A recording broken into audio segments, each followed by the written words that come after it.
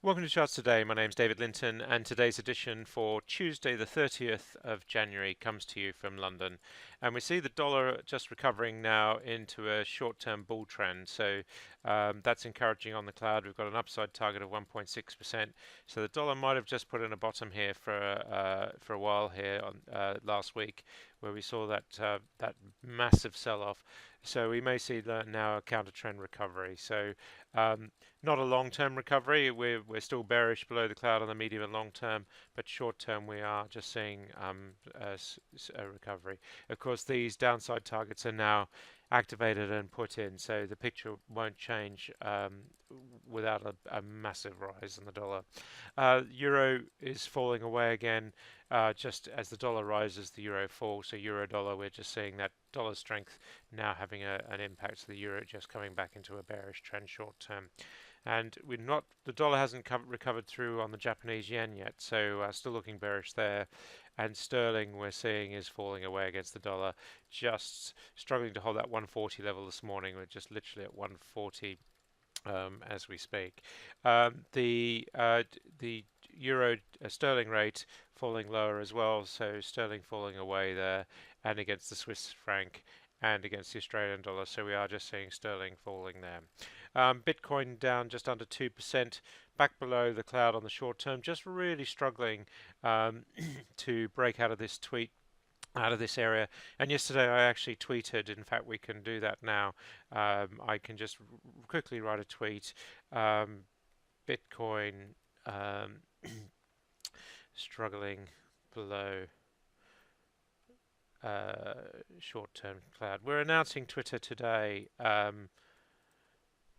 So this is just how you do it. All users will be able to tweet, and we can just do a hashtag Bitcoin if you're not using Twitter already. You can follow me at Charts Today, and that's just if you follow me on Charts Today, you can see on Twitter, and that post will go up.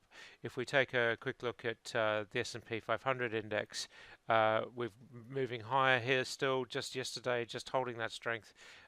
Did have a slight down day, but at the moment we're just holding the gain there. And if we look at the Nasdaq, much the same picture there, and for the Dow Jones index as well. The Russell 2000, we are just uh, fairly flat over the last few days, but at the moment the market's still looking pretty strong. The future's down a bit this morning, so we're seeing the S&P future down 1/3%, the Nasdaq E-mini down 0.4%. So it does look like we might open lower in the US. FTSE down 1/3%, and the FTSE 250 also just falling away there. So UK market really just still struggling to run the way the US has. The DAX, the German DAX, just pushing lower below the cloud on the short term, as is the Nikkei. Hang Seng holding its cloud position, but selling off 1% overnight, and Shanghai off 1% as well, but holding its bull position. But most markets falling away. The Sensex was down 0.5%, but looking still very bullish, and the Australian market falling away nearly 1% as well. Brent crude falling back below $70. Really just struggling to hold that $70 level. So we see Brent here below the cloud on the short-term chart with a downside target of 67.84. So we are just seeing Brent coming back. And WTI, of course, much the same picture. So as that dollar turns bearish, a lot of commodities start to turn down as well. So, sorry, the dollar turning bullish, that's having an effect the opposite direction on commodities. US Natgas did plummet yesterday, right back down to 310, but back to 320. A lot of volatility kicking there of gas. Don't be surprised to see this sort of 320 area now to be like a support level having broken out, but a very sudden sell-off there yesterday. Copper also looking bearish below the cloud. And if we take a look at gold, also in a bear trend now short term, having the dollar just recovering is having a bit of an impact, but the long-term position is still bullish, and we have activated upside targets. And silver, much the same picture.